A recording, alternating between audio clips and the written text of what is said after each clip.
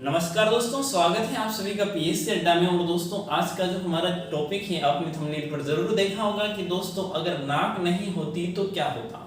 तो जी हाँ दोस्तों, मैं आज उसी सवाल का जवाब आपको देने वाला हूँ कि अपना जो नाक है ये नहीं होता तो आपके शरीर में कौन कौन सी जो कार्य हैं, कौन कौन सी जो घटनाएं हैं वो नहीं होती और उसके होने से क्या होता है और क्या क्या रीजन है कि नाक जरूरी होता है बॉडी का ऑर्गन। तो दोस्तों जो नाक होती है, जो नोज होती है, वो क्या करती हैं कि जो वायुमंडल होता है, वायुमंडल में बहुत सारी जो हवा होती है, बहुत सारी जो गैसेस होती है, उनको अपने फेफड़ों तक पहुंचाता है। जो फेफड़े होते हैं उन तक हवा को पहुंचाता है और जो फेफड़े होते हैं वहां से जो हवा है उसको वायुमंडल तक पहुंचाने का जो काम करता है वो कौन करता है? नाक करता है। नाक के साथ में और भी बहुत सारे ऑर्गन जैसे कि स्वर कोश, जो स्वर कोश होता है वो भी इसमें सहायक होता है। उसके अलावा जो श्वास नली होती है, ट्रेकिया, वो भी इसमें क्या करती है? सहायता करती है। इन तीनों के माध्यम से हवा वायुमंडल से फेफड़ों तक और फेफड़ों से वायुमंडल तक जाती है। तो जो वायुमंडल में हवा होती है उसमें क्या होता है कि अगर देखा जाए तो नाइट्रोजन जो होती है उसकी सबसे ज्यादा मात्रा लगभग 78% होती है। उसकी मात्रा कितनी होती है? 78%। फिर ऑक्सीजन होती है, इसकी मात्रा होती है 20.96% या 21%। और तीसरी जो गैस होती है वो होती है CO2 और इसकी जो मात्रा होती है 0.03%। उसके अलावा कुछ अदर गैसेस होती हैं, कुछ जलवाष्प, कुछ अदर गैसेस होती हैं, कुछ जलवाष्प होती हैं, प्लस धूलकण होते हैं। तो इन्हीं सबको, ये जो वायुमंडल में जितनी भी चीजें होती हैं, इन्हीं सबको क्या करता है? अपना नाक फेफड़ों तक पहुंचाता है वायुमंडल से, और फेफड़ा क्या करता है? वहां से जो वायु बनती है उसको बाहर पहुंचाता है, वायुमंडल में पहुंचाता है। तो दोस्तों यही जो क्रिया कहलाती है इसको कहते हैं बाह्य श्वसन। इस क्रिया को कहते हैं बाह्य श्वसन। तो ये नाक से फेफड़ों के बीच में होता है। तो दोस्तों हमारी जो नाक होती है उसकी क्या अहमियत होती है इस हवा के लिए? ये काम तो अपन मुंह से भी कर सकते हैं कि मुंह से भी सांस ली जा सकती है। आपने जब रनिंग करते हैं या बहुत सारी बार जब थक जाते हैं तो मुंह से सांस लेते हैं। तो जो सांस लेते हैं वो मुंह से भी ले सकते हैं। तो फिर नाक की जरूरत ही क्यों है? नाक क्यों है जरूरी? अगर नाक नहीं होती तो क्या अपना काम नहीं चलता, या चलता तो फिर क्या हो सकता था, उससे क्या हो सकता था? तो दोस्तों उसी के बारे में अपन देखने वाले हैं कि जो अपना नाक होता है उसके 3 पार्ट होते हैं, उसको 3 भागों में डिवाइड करके थोड़ा सा उसके बारे में देखते हैं कि करता क्या है ना। तो सबसे पहला उसका जो पार्ट होता है वो होता है वेस्टिबुल, और दूसरा जो उसका पार्ट होता है दोस्तों उसको अपन कहते हैं ऑल्फैक्टरी रीजन, ऑल्फैक्टरी रीजन। और तीसरा जो पार्ट होता है दोस्तों उसको कहते हैं रेस्पिरेटरी रीजन, रेस्पिरेटरी रीजन। तो दोस्तों ये 3 पार्ट होते हैं अपने नाक के। जैसे कि ये नाक है ना, ऐसा ही नॉर्मली बना देता हूं कि ये नाक है। तो नाक में क्या होता है? सबसे पहले यहाँ पर एक भाग होगा, दूसरा भाग यहाँ पर, तीसरा भाग यहाँ पर। तो 3 भाग होते हैं नाक के।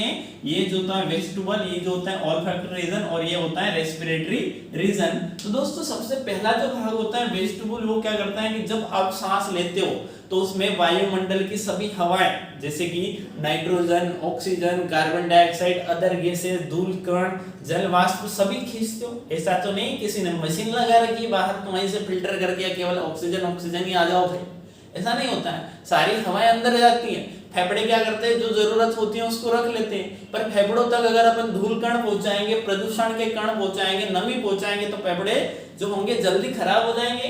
तो ये जो अपना वेस्टिबुल वाला पार्ट होता है, नाक का जो अग्र भाग होता है, ये क्या करता है? तो ये वाला जो पार्ट होता है दोस्तों, इसमें छोटे छोटे बाल होते हैं, छोटे छोटे रंध्र होते हैं।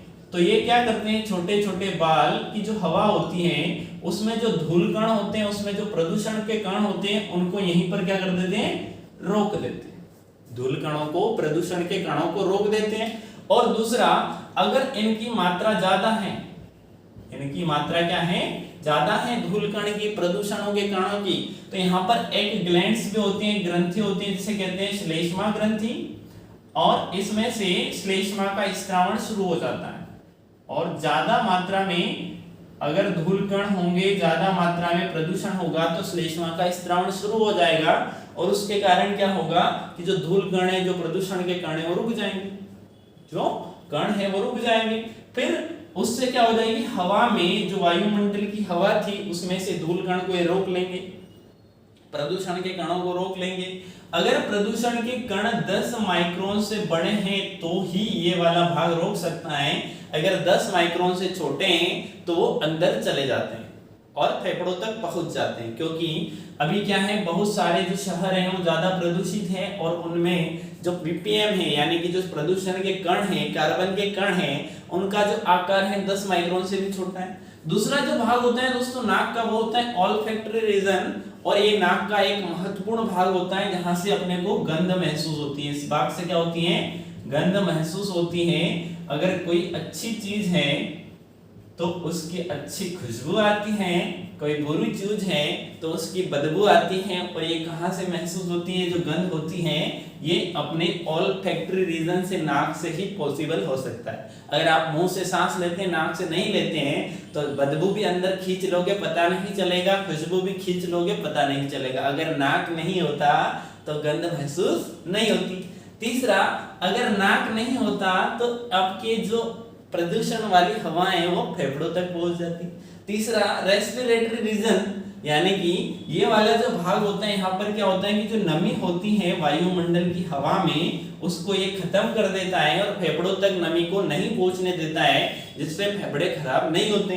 तो एक तो ये सारे कार्य कौन करता है, अपना नाक करता है, इसलिए नाक काफी जरूरी होती है। अगर नाक नहीं होती तो आप प्रदूषण वाली हवा का सेवन करते, आपको गंध महसूस नहीं होती और आपकी जो हवा है, आप वायुमंडल की जो आप अंदर खींचते हैं उसमें क्या होती है, नमी होती है, जिससे आपके फेफड़े जल्दी खराब हो जाते हैं।